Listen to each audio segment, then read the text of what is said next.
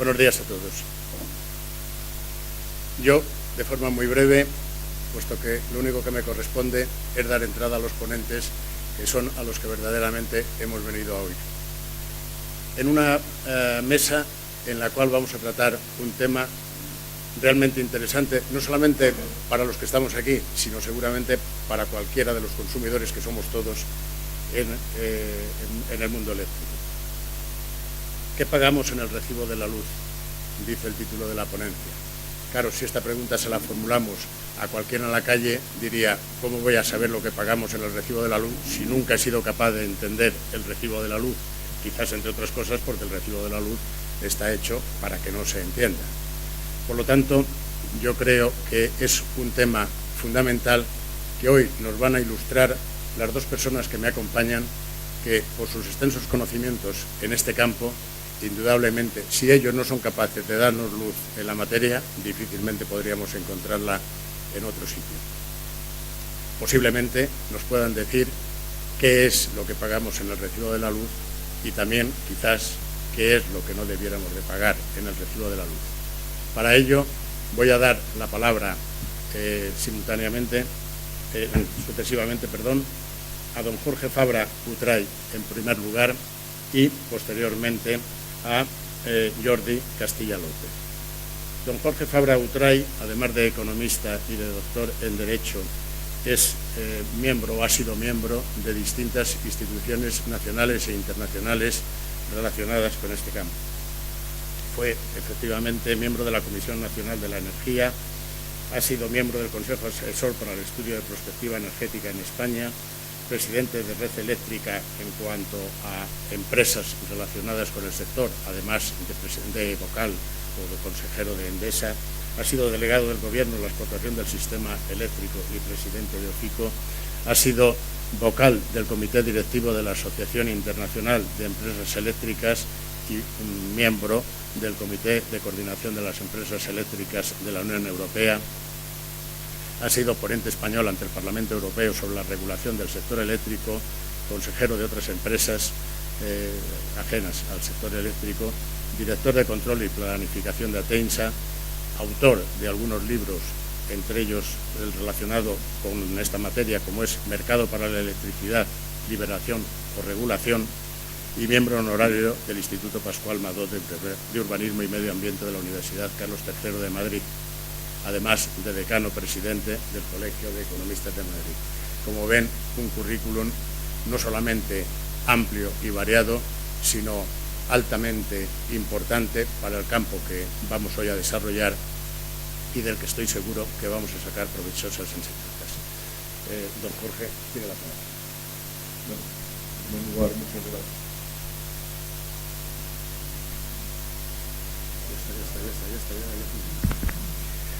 Bueno, muchas gracias a Ampier por haberme invitado a decir algunas cosas y discutir con ustedes los problemas de este sector eléctrico, y muchas gracias desde luego a todos ustedes.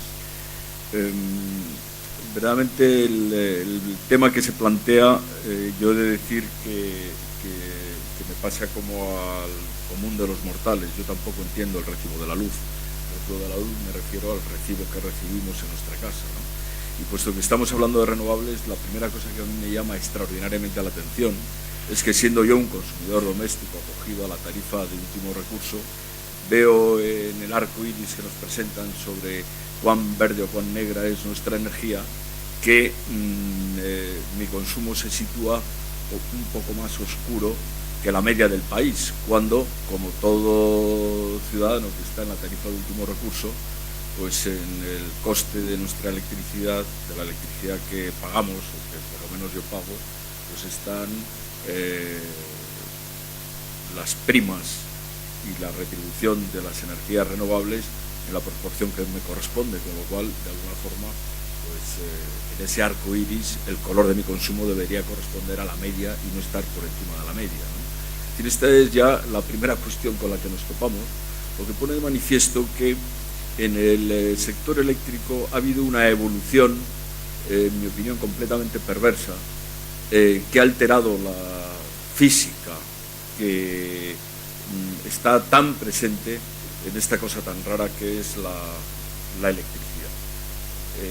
Mi consumo es un poco más negro, según me dice el recibo de la luz, que el recibo de la compañía comercializadora que me vende, que es una comercializadora de último recurso, que me vende la electricidad, sencillamente porque esa comercializadora, parte de la energía que me vende, aunque yo pague todo el coste que está incluido en el mix energético que consumo de energías renovables, pero parte de esas energías renovables las comercializa aparte, en una especie de mecanismo virtual completamente contrario, que no se compadece con la física de las cosas, y se lo vende a otros que quieren creerse que están comprando una energía que tiene una procedencia determinada, como realmente, pues desde el punto de vista físico, pues no la tiene, y es más, no la podemos ni siquiera determinar.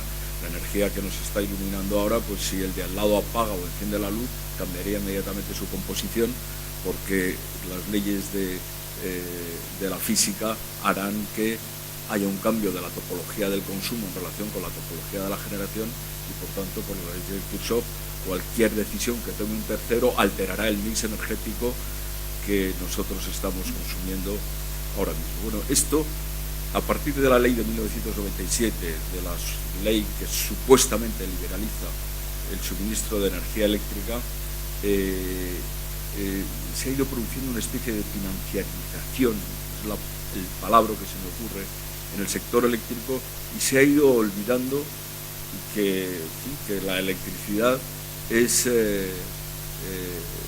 ni siquiera sabemos si es un bien o un servicio. Nos cuesta mucho pensar que es un bien, porque su existencia es prácticamente nula, desde que se produce hasta que se consume.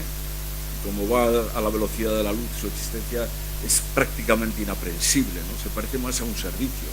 En las clasificaciones internacionales que se hacen sobre la energía eléctrica, pues no se sabe cómo denominarla. Ser propietario de la energía eléctrica, pues es una cosa pues imposible, porque no tiene existencia temporal significativa, ¿no? Se puede ser propietario de una central y se puede ser propietario de las instalaciones que consumen la electricidad, pero ser propietario de algo que se consume en el mismo instante que se produce, pues es muy complicado, y por eso mismo pues es muy complicado hablar en términos de propiedad de la energía eléctrica. Pero este concepto de propiedad de la energía eléctrica, que dice que es propietaria del generador hasta que entra en las instalaciones del consumidor, pues uno dice si no se puede ser propietario de algo que no existe. Esto ha llevado a la financiarización del sector eléctrico, a una especie de gestión virtual, a un cambio de la cultura de los empresarios que están pensando más en todos los aspectos financieros que rodean a cualquier actividad, más que en inversiones que se realizan con altos costes de inversión y de sus recuperaciones a largo plazo, que por tanto pues necesitan una enorme prudencia, una enorme estabilidad en la gestión y en el entorno que rodea a sus decisiones, porque ¿qué es lo que ha hecho que los empresarios eléctricos hayan sido grandes empresarios históricamente, grandes incluso innovadores, y que han tenido una conciencia muy clara de que su industria y sus inversiones necesitaba entornos estables y muy poco especulativos.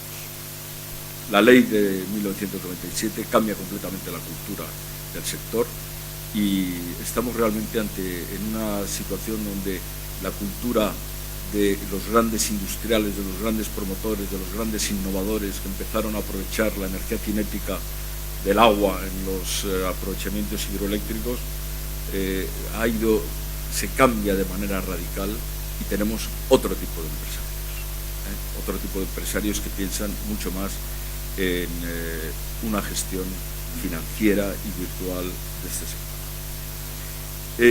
Yo quería empezar, y por eso el tema del recibo de la luz pues se complica, porque detrás hay cosas muy complejas, muchas de ellas estrictamente virtuales, que no corresponden a la realidad de las cosas. Y eso es una de las cosas que hace y que dificulta nuestra comprensión. De todas formas, quiero decir que el recibo de la luz es una traducción, es un instrumento recaudatorio de los costes reconocidos al suministro de energía eléctrica. Es el instrumento para recaudar de los consumidores los costes de la energía, los costes y los costes de transporte, de la distribución y otros costes que se han ido añadiendo a todo el proceso de suministro, ¿no? Muy recientemente, porque hablando en términos históricos, ayer apareció la figura del comercializador. Han aparecido conceptos como mercado mayorista y mercado minorista, ¿no? Y a veces, claro, tenemos tendencia a decir qué es el mercado minorista y qué es el mercado mayorista en la electricidad, ¿no? Cuando pensamos en un comercializador minorista, por ejemplo, pues el sector de las frutas y verduras, pues tenemos muy claro lo que es, ¿no? Pero cuando pensamos en un comercializador minorista de la electricidad, decimos, ¿qué es el comercializador minorista de la electricidad? ¿A qué mercado va a comprar la electricidad? ¿A qué hora va? ¿Y dónde la lleva para que nosotros la compremos? Y claro, pues nos cuesta mucho comparar a un comercializador minorista, por ejemplo, pongamos por caso de la leche, que nos deja la botella de leche en la puerta de la casa, con un comercializador minorista de la electricidad cuando la tenemos aquí, no hace falta que nos la traigan, ¿no? La función de venta de electricidad del distribuidor se elimina, aparece esa figura intermedias, ¿no? Es decir, ha habido una especie de mistificación, trasplantando esquemas de otros sectores muy convencionales que han puesto de manifiesto que son eficaces al sector eléctrico y, en mi opinión, todo esto ha acabado alterando la realidad de las cosas, ¿no? En fin, tenemos que pagar la distribución, tenemos que pagar el transporte, tenemos que pagar la generación, eso está clarísimo, ¿no? Pero tenemos que pagar entre medias a un comercializador, ¿no? Y de repente nos aparecen, a pesar de que el consumo de la energía eléctrica es instantáneo y no lo podemos almacenar, tenemos que pagar conceptos que están ligados al mundo financiero, ¿no? Que son las primas de riesgo que implican los plazos.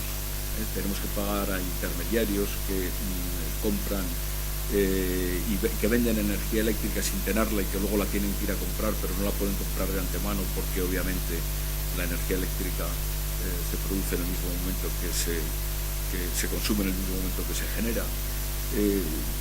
Es decir, estamos en una situación de enorme confusión, que es una de las cosas que hace que no se entiendan, entre otras cosas, pues como conceptos como el del déficit tarifario, que en mi opinión pues se encuentran muy pocas personas que realmente lo acaben de entender. Quiero empezar diciendo que la inseguridad jurídica, la seguridad jurídica y la confianza legítima es un elemento de enorme trascendencia para la economía del país. Lo estamos viendo ahora. ¿Por qué estamos pagando primas de riesgo por encima de los 400 puntos? Las hemos llegado a pagar cerca de 600 puntos básicos. Pues simplemente por inseguridad jurídica y por falta de confianza en las normas. El tipo de interés, la prima de riesgo en este caso, es la variable que iguala el que se interpone entre la percepción de la incertidumbre es decir, el riesgo y la rentabilidad. A mayor incertidumbre, mayor riesgo, mayor prima de riesgo, mayor coste financiero, porque naturalmente quien asume riesgos quiere tener la cobertura correspondiente.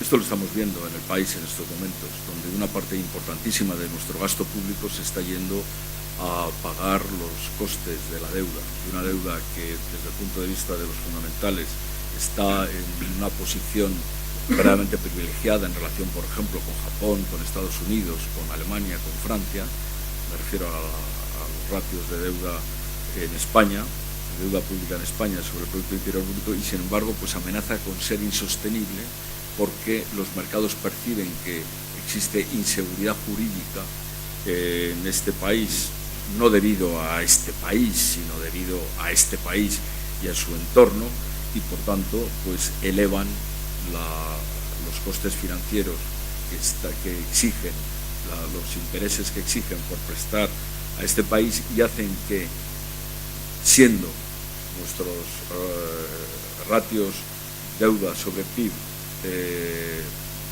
unos de los mejores de Europa, sin embargo se acerca a la insostenibilidad por su alto coste. Un coste que sería el mismo si tuviéramos el doble de deuda sobre el Producto Interior Bruto y la mitad de costes financieros.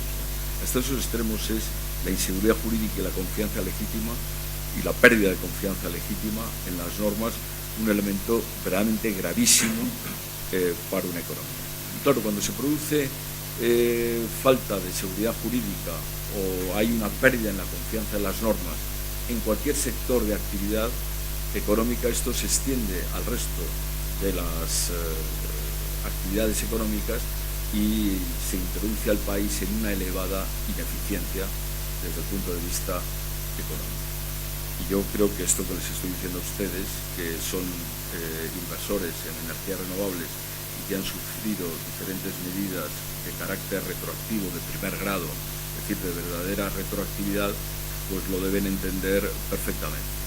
Y esta situación amenaza el futuro próximo de desarrollo de las energías renovables porque se percibe una enorme inseguridad regulatoria, lo cual exigirá a los inversores futuros altas primas de riesgo para compensar la inseguridad que perciben. La situación en el sector eléctrico es enormemente grave. Y es enormemente grave porque es un sector de una importancia económica extraordinaria. La energía es el segundo input de costes en la actividad económica después del coste laboral, y las empresas que producen energía eléctrica, la transportan y la distribuyen son empresas naturalmente muy importantes. Y digo que la situación es muy preocupante porque teniendo como tenemos el mayor coste de la energía eléctrica en España en relación con nuestro entorno internacional europeo, hemos leído que solamente Malta y Chipre tienen un coste superior de la energía eléctrica a los de España, pero si imputamos al coste de nuestra energía eléctrica el precio de la energía eléctrica aplazado, es decir, lo que llamamos el déficit tarifario, que también es precio de la energía eléctrica, de la misma forma que una hipoteca es precio de una casa, pues entonces podemos decir que tenemos un coste de la energía eléctrica superior al de Chipre y al de Malta también. En estas condiciones, una reforma del sector eléctrico es fundamental porque no lo soporta la competitividad de la economía. Y a la hora de ver qué es lo que está pasando para que tengamos el coste más alto de España, cuando tenemos seguramente un esquema desde el punto de vista industrial y desde el punto de vista de la gestión de la operación del sistema, seguramente uno de los más eficientes del mundo, qué es lo que pasa para que estemos en esta situación. Y obviamente pues hay que hacer una reforma del sector eléctrico, de la regulación retributiva, para que bajen los costes y hagan al sector eléctrico sostenible para los consumidores, tanto para las familias como para las empresas, y por tanto contribuir a la competitividad de la economía. Y entonces uno dice, bueno, pues habrá que bajar los costes de la energía eléctrica. Y digo que la situación es muy preocupante porque es posible que bajar los costes de la energía eléctrica sea enormemente complicado y peligroso para las empresas que actúan en el sector eléctrico, porque la realidad económica que ellas viven en estos momentos es la realidad de la gestión contable que han realizado estas empresas hasta ahora. decir, no importa que hayan ganado mucho dinero, no importa que hayan tenido márgenes extraordinarios en sus actividades, lo importante es lo que figura en sus libros, porque lo que figura en sus libros es lo que refleja la realidad económica de estas empresas.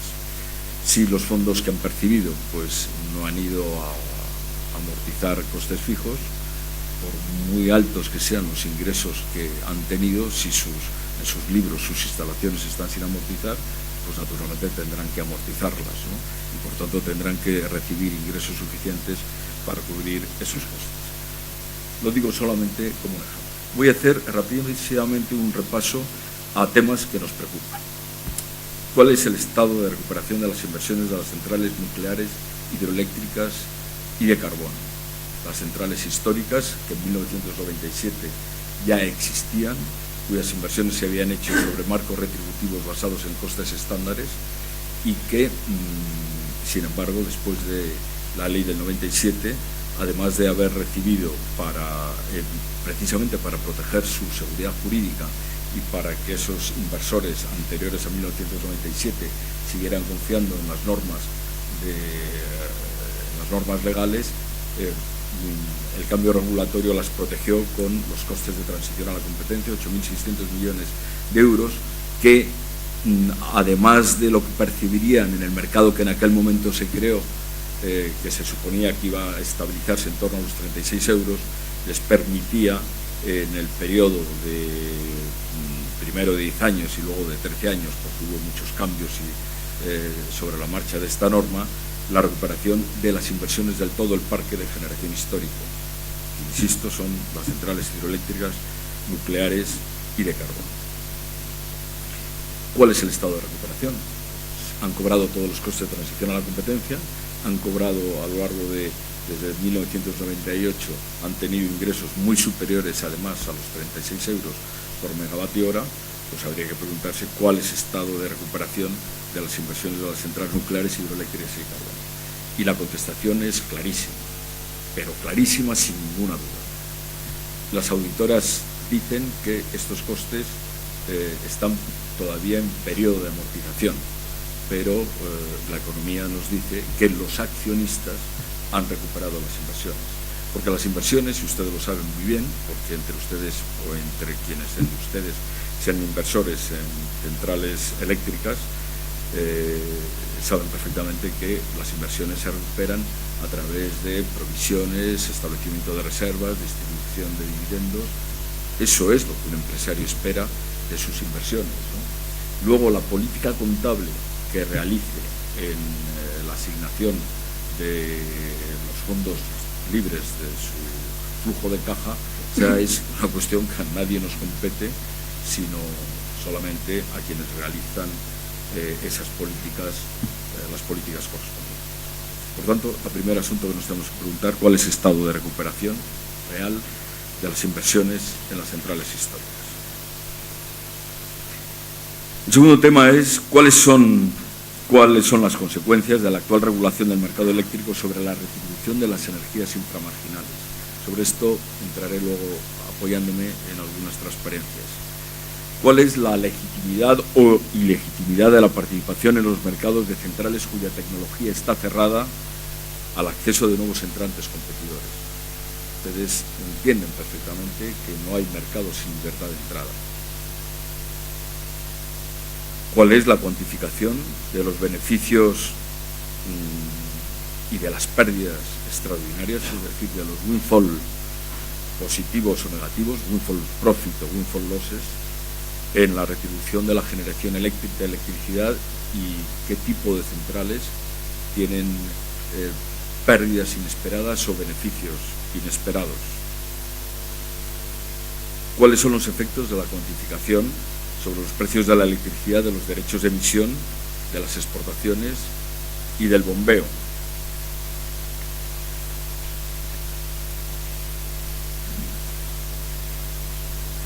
¿Cómo debemos tratar, desde el punto de vista regulatorio, la sobrarretribución y la pérdida y la infrarretribución de las diferentes tecnologías que componen nuestro mix? cuál es la situación real de las concesiones públicas hidroeléctricas. Se empezaron a dar concesiones hidroeléctricas en nuestras cuencas hidrográficas ya hace más de 100 años. No ha habido ninguna que haya sido devuelta al Estado en los términos en los que plantean todos los contratos concesionales, es decir, en pleno funcionamiento y con todo su equipamiento. Nadie lo sabe, no lo saben ni las cuencas hidrográficas, no lo sabe ni el Ministerio de Fomento, que tiene las responsabilidades de medio ambiente, no lo sabe la Comisión Nacional de la Energía, no lo sabe el Ministerio de Industria. La Ley de Aguas se concede de manera genérica una prolongación de 75 años desde 1988, me parece, a las concesiones hidroeléctricas existentes. ¿Cómo se han calculado los precios de intervención de la generación de las centrales que consumen carbón autóctono? ¿Cuál es el tratamiento retributivo de las centrales en las resoluciones de las restricciones técnicas? Es decir, cómo se retribuye a una central que es la única que puede cubrir, por razones de la topología del transporte, un problema de suministro y de cobertura en un punto concreto. ¿Cuál es la cuantificación de los beneficios o de los costes para los consumidores que dimanan de la regulación PUR, CESUR, TUR, es decir, comercializadores de último recurso, contratos de energía para el suministro de último recurso y tarifa de último recurso? ¿Qué es lo que tenemos que hacer? ¿Regular el precio o regular el comportamiento de los comercializadores? En fin, todas estas son cuestiones que hay que poner sobre la mesa a la hora de afrontar una reforma del sector eléctrico. Y habría multitud de temas que nos aconsejarían verdaderamente apretar un botón y resetear completamente a la regulación y empezar desde cero. Siempre con una condición que es con la que he empezado, con el respeto a la seguridad jurídica para incrementar la confianza en las normas, porque si eso se pierde, el país se ve abocado, como lo estamos ahora por otras razones en los grandes temas macroeconómicos, a una pérdida clarísima de eficiencia. A ver. Voy a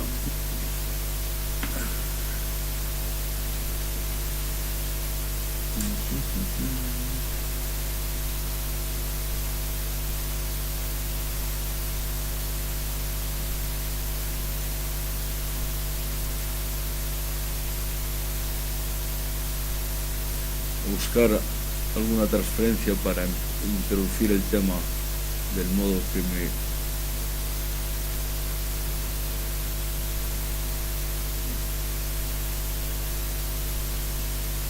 pasa rápido. Para pasar las transparencias tengo que dar a aquí tenemos cómo se forma el precio de la energía eléctrica en España, que lo saben ustedes perfectamente. Tenemos el precio marginal y la cantidad de energía y cómo se construye la curva de oferta en el sector de la electricidad. Primero se van acoplando las energías de menor coste variable hasta las energías de mayor coste variable. Y esto es la formación de la curva de oferta en el mercado de la electricidad. La curva de la demanda nos viene dada, en el corto plazo es enormemente inelástica y cruza la curva de oferta en el punto justamente en que se queda determinado el precio de la energía o el coste marginal del sistema. En el sector eléctrico, como ustedes saben, conviven diferentes tecnologías que utilizan diferentes materias primas o materias primas energéticas o energías primarias, y para poder convertir en energía eléctrica esas diferentes materias primas o energías primarias, pues es necesario recurrir a muy diferentes tecnologías, lo cual produce que los costes variables y los costes fijos y la estructura de costes de cada fuente de producción sea completamente diferente. Nada tiene que ver una central eólica con una central nuclear, una central de gas natural con una central hidroeléctrica, y al contrario de lo que pasa en los mercados que son adecuadamente gestionados por mercados convencionales como este que tenemos aquí, el mercado no es darwinista. El mercado no puede expulsar a las tecnologías caras que tengo aquí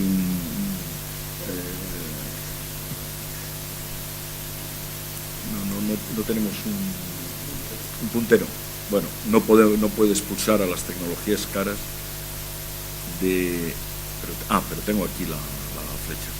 No puede expulsar a las tecnologías caras y quedarse en las tecnologías baratas, sencillamente porque no hay ni suficiente viento, ni suficiente sol, ni suficiente carbón, ni suficiente energía nuclear, ni suficiente gas para cubrir toda la demanda de energía eléctrica, y necesitamos que todas las tecnologías coexistan para poder producir la energía eléctrica que demanda nuestra economía. Es decir, en el sector eléctrico el mercado no puede lograr la convergencia tecnológica. La coexistencia de diferentes tecnologías es completamente inevitable. Y esto es la primera rareza con la que nos encontramos en el sector eléctrico respecto a otros sectores. En cualquier otro sector, las tecnologías de mayor coste desaparecen, los mercados son darwinistas y solamente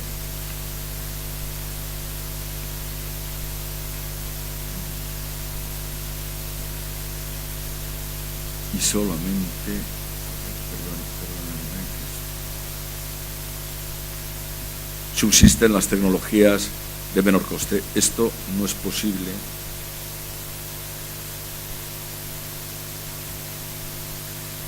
aquí tenemos la curva es decir, la formación del precio del que habíamos partido antes. Si se dan ustedes cuenta, cuando observamos el mercado de la energía eléctrica, que lo tenemos aquí esquemáticamente perfectamente representado, si la curva de la demanda se desplaza hacia la derecha,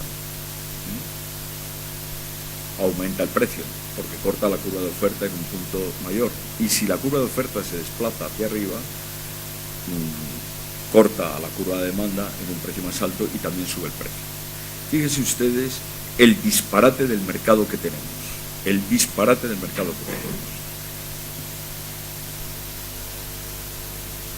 Si nosotros bombeamos energía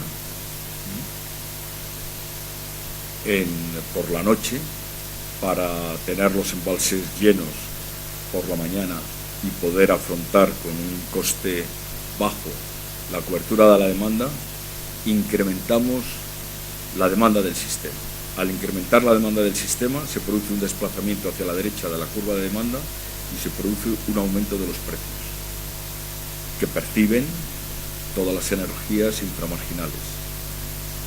Con lo cual, los propietarios de las centrales nucleares, que son al mismo tiempo los propietarios de las centrales de bombeo, ven cómo la retribución de sus centrales nucleares, que están funcionando en base, aumenta porque ellos mismos ponen en funcionamiento por la noche el bombeo para subir agua a sus embalses y poder producir a precio de oportunidad, es decir, al coste del fuel oil, energía eléctrica con sus propios embalses.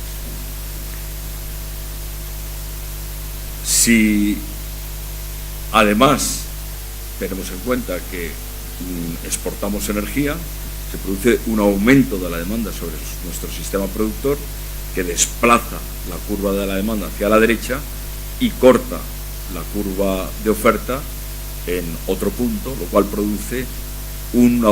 vuelve a producir un aumento de los precios y por tanto un aumento de los ingresos de las centrales inframarginales. Esto quiere decir una cosa muy sencilla. que lo que pasa en este sector no pasa en ninguno. Es decir, que cuanto más energía exportamos, más nos cuesta a los españoles pagar nuestra propia energía. Si hay un cambio en la regulación y aparece, por ejemplo, una nueva regulación, la de los derechos de emisión, por una decisión internacional como Kioto, aquí lo que pasa es que lo que se desplaza hacia arriba es la curva de oferta, porque naturalmente los derechos de emisión se convierten en un coste variable de las centrales de ciclo combinado de carbón que marcan el precio y por tanto la curva de oferta se desplaza hacia arriba, y entonces se produce un corte en la curva de la demanda a un precio superior, vuelven otra vez a aumentar los márgenes operativos de las centrales inframarginales, que sin embargo no tienen ningún coste porque no son emisoras de derechos de emisión. Es decir, no los tienen que pagar, no tienen que renunciar con su producción a esos derechos de emisión y sin embargo los cobran. Esto es un completo disparate. Esto es lo que, lo que he planteado en otras ocasiones, de que es como si estuviéramos pagando la palometa al precio de la merluza, como si en una lonja de pescado el precio de las diferentes clases de pescado, aquí tenemos muy diferentes clases de tecnologías, tuvieran que ser pagados al coste de la caja más cara que sale en la subasta. Bueno, este es de alguna forma el enorme disparate que tenemos y que determina los precios de la energía. Naturalmente aquí habrán visto ustedes que tenemos a las tecnologías renovables. Lo que pasa es que las tecnologías renovables no perciben los precios del mercado. Naturalmente tienen estos márgenes operativos, pero aquí estoy reflejando solamente los márgenes operativos, es decir, la diferencia entre los precios del mercado y los costes variables, que es lo que percibe el mercado. Pero además de estos costes variables hay costes fijos. Los costes variables de las energías renovables son muy bajos porque es el aprovechamiento de energías, de fuentes de energía primaria que no tienen coste, como el viento, como el sol, como el agua, pero tienen detrás unos enormes costes fijos. La diferencia entre los costes, la suma de costes variables y de costes fijos, es el coste medio, que es lo que tienen que recibir los inversores para recuperar sus inversiones y sus gastos de funcionamiento.